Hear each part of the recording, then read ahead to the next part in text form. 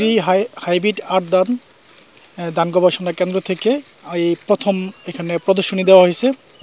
এই ধানটা আমরা এই প্রথম চাষ করি, কিন্তু এই ধানটাতে আমরা যেটুকু কাটছি ফলন অনেক বেশি এবং এটা রোগ বালাই খুবই কম এবং খরা মানে তেমন একটা ক্ষতি করতে পারে না। এই ধানটা করে আমরা অনেক লাভবান হয়েছি কৃষকরা। আমরা প্রতি বিঘাতে 30 মনের বেশি ফলন পেয়েছি। না, অন্য জাত আমরা চাষ করছি কিন্তু এরকম ফলন আমরা পাই নাই। এই যে হাইব্রিড আট যেটা ধানটা আর কি। জি, আগামীতে আমরা চিন্তা ভাবনা করতেছি যে আগামীতে এই ব্রি ধান হাইব্রিড আট এটা ফলন যেহেতু বেশি, সেই হিসাবে আমরা আরও বেশি পরিমাণ জায়গাতে আমরা এই ধানটা করব। এই ধানের গুণাগুণ খুব ভালো। এই ধান রোদ খুব প্রতিরোধ সহ্য করতে পারে, ধানের ফলনও ভালো, ধানের কালার ভালো। এই ধানটা আমরা আগে চাষ করি না। এই ধানটা আমাদের খুলনা বিভাগীয় আমির মুতাল্লেব সাহেব এই অফিসারের লিয়াইসির দেশে আমাদের ধান আমরা এই যে হাইব্রিডটি লাগাই, ওই যে তেজগোল লাগাই, এত ফলন না। আর এই ধান হলে 32-33 মন করে ধান হচ্ছে, রোগ কম।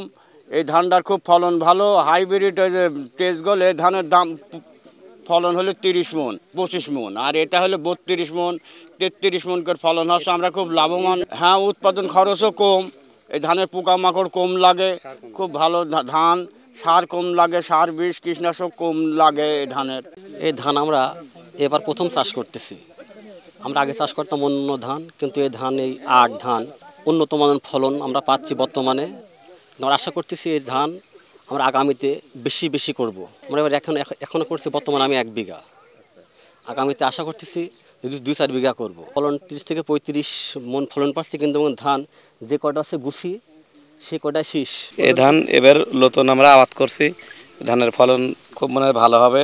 ছড়াটাও মনে হচ্ছে বেশি, ধানটা শক্ত, বাতাসে পড়ে না, বুঝছেন, মানে হেলে না ধলে না। তো ধানটা খুব ভালোই মনে হচ্ছে, সবাই বলছে। কালারটা খুব সোনালি কালার, দেখতে শুনতে খুব সুন্দর দেখা যাচ্ছে। আগামীতে ভবিষ্যতে আরও জনগণ মানে বেশি করে করবে, আমরা আর একটু বেশি করে করব। আমি এই প্রদর্শনী দেখে অভিভূত এই কারণে যে এর লাইফ সাইকেল 145 দিন, এবং এখানে দেখলাম যে প্রতি গোছাতে ইফেক্টিভ টিলারের সংখ্যা প্রায় 10 থেকে 11টি। প্রতিটি শীষে দানার সংখ্যা 250 থেকে 300টি আছে। চিটার সংখ্যা নেই বললেই চলে। কৃষক ভীষণভাবে আগ্রহী, এবং আমরা ময়েশ্চার বাদ দিয়ে শুকনো অবস্থায় কনভার্সন করে আমরা দেখলাম যে এখানে প্রায় 9.6 টন আমাদের ফলন আসছে, অর্থাৎ 9 টনের উপরে ফলন আমরা দেখলাম। এবং এখানে একাধিক প্লট, প্রত্যেকটা প্লটে আমরা ঘুরেছি, কোনো প্লটে রোগ নেই, পোকামাকড় নেই। কৃষক ইতোপূর্বে এখানে হাইব্রিড ধান করতেন বড় মৌসুমে, তারা সেই সমস্ত ধানের জাতের থেকেও বেশি ফলন পাবেন।